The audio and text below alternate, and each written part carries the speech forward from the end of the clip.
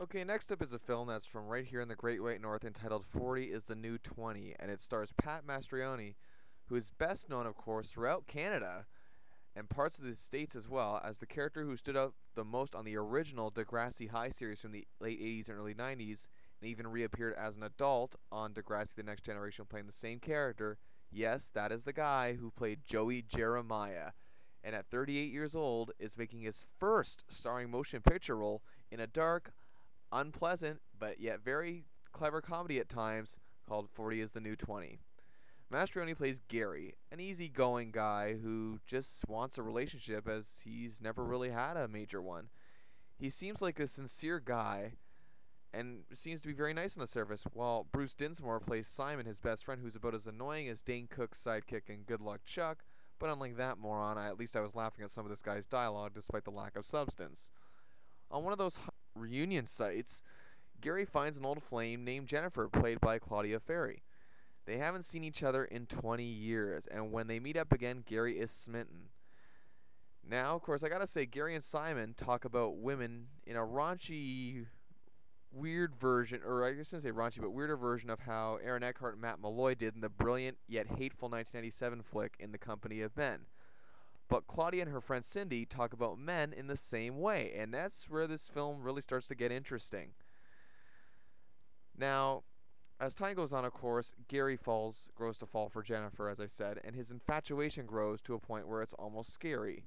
And we see while Gary is not a hateful or a bad guy, he just hasn't grown up and inserts himself so crazily into Jennifer's life, he's downright creepy and scary. But yet we don't hate Gary for it. We just kind of had that "what are you doing, man" type of look on our faces, like when we see one of our friends doing something like that.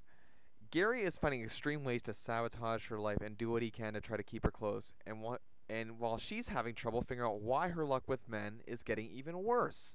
This is a very dark comedy that does have some big laughs because of that. And while you may think it's making light of an issue, it is not. This movie is an education. If this were some teen film, it would be some wild type of humor like American Pie because teens act like that. It does not glorify it in any way. It gives it a dark comedic spin because that's what makes the movie entertaining. But the theme itself is not glorified in any way, shape, or form. Gary is acting like a child, a high school student trying desperately to get the attention of the girl he wants, that he's pining after.